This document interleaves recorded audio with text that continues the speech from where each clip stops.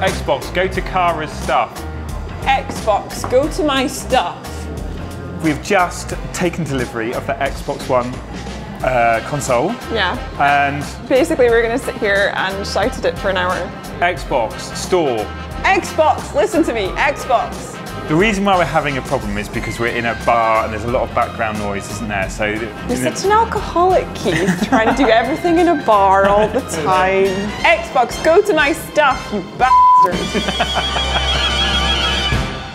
So this is the Xbox One interface, which is massively simplified from the old Xbox Live interface, which was a series of scrolling screens that seemed to go on for your entire life. Yes. On this, there are only 3 screens. The main one is the home screen, and this has got all the stuff you'll need. On the left-hand side, it's the pins section, so anything that you like using, like at the moment I've just got Skype and the TV and Xbox Video, but anything like your favourite games, your favourite applications can just be there, so it's all kind of highly personalised. And on the right is the store, and this is essentially where you're going to buy all your digital content, games, movies, TV, music, and applications.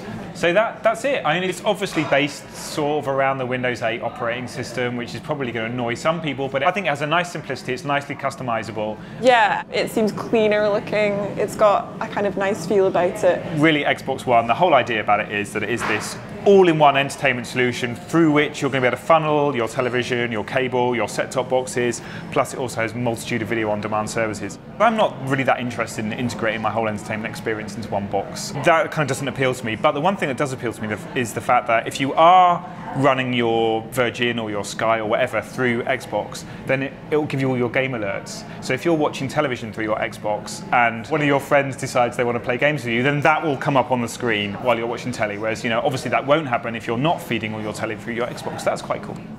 Let's have a look at the controller. So the Xbox One controller, 40 changes apparently to the old one. I think the key things really are the 2 analog sticks. They're much more sensitive, so there's less of a dead zone in the analog movement. So even if you move them just infinitesimally, it picks up the analog signal. Another thing they've done is move the X, Y, and A, B buttons closer together, and it has more slippery feel across them, doesn't it? I said it aids thumb transit. Thumb transit. Well done.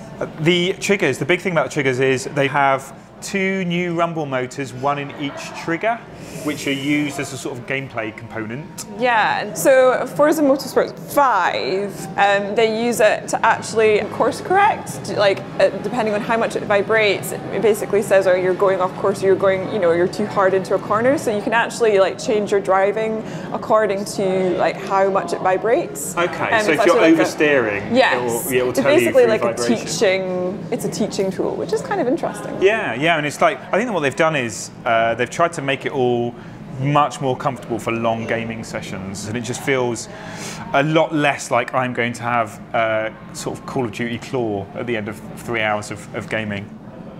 Our favourite launch games, I would say, are probably Forza Motorsport, which looks awesome, and they've got it's really beautiful. Yeah, it's isn't it? pretty, and I really like driving games, so it's going to be pleasant to play. I think they've got this thing called Drivatars, which I think is a really funny concept. Essentially, it can read your friend's playing style and their driving style. Then they're just in the cloud, so that you can download your friend's personalities into cars. So the game records the way that you play, your tactics in Forza and how you play, and then it produces a kind of online AI version of you, so that you can call up the Drivatar version of me and pretend you're playing against me.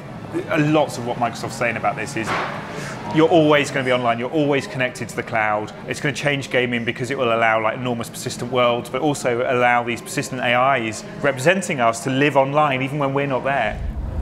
Rise is interesting in terms of, it's basically about ancient Rome, so they've done a lot of work on sort of historical stuff. You are a Roman soldier, aren't you? Yeah, it's basically Batman-style combat in a sort of Roman skin. It's very beautiful and immersive, but it's disappointing in terms of the combat sort of quickly graduates into quick-time events, where you trigger something and then you stab someone in the neck in a different way each time. Zoo Tycoon. This is good. This is by Frontier Developments, who did a lot of the really good early Kinect games on Xbox 360. Well, the ones that actually worked, like Kinectimals. And now they're back with Zoo Tycoon, which is like a zoo simulation, isn't it? Running a zoo. Yes. It does look visually. It looks rather nice, even though this probably isn't going to be the title that people come to for the killer visual app for Xbox. But I think that it really has longevity, this type of game. Like, people will play this for years. Like, people still play The Sims. It works with Kinect, so you can actually go up to the animals and make faces at them, and the monkeys make the same faces back. Yeah, you can wink at a monkey, and then the monkey will wink back. Kinect, obviously, is massively improved since the original Kinect. It's high definition. It can track up to 6 people at once, and it recognises you as soon as you walk into a room. You can walk in the room and it recognises your face, and it's like, "Oh, hi, Cara. Would you like to play a game?" And I'm like, "No, go away. Stop Leave me alone. Leave me alone, Kinect." I think one of the big things about Kinect is that lots of people complain about the fact that you've got to get it with the system, and that's why the system is more expensive than the PlayStation 4. But the good part of that is that more developers will probably integrate it, and they'll probably integrate it in more subtle ways, so they don't have to base a whole game around Kinect, but they can use certain facets of it. Like a shoot 'em up could use Kinect to track head movement. So say if you're playing like Battlefield or Call of Duty, you could just go like that, and it would know that you're trying to look around the corner. And it's very, very detailed. Like, you can detect fingers from a few meters away. Yeah. So whereas before the old Kinect could only would get your body and 2 lumpy arms, now it can sense your fingers and it can sense turning of hands. Yeah. So there's a lot more high definition movement. And also all of your user interface preferences, they're all stored on the cloud. So like, say if I came to your house, walked in your front door, and it said, "Keith, what the hell are you doing in Cara's house?" Please get out of Cara's house. But if it did that and it sat down, it would recognise me, and instantly my preferences would be available. Xbox, show my stuff.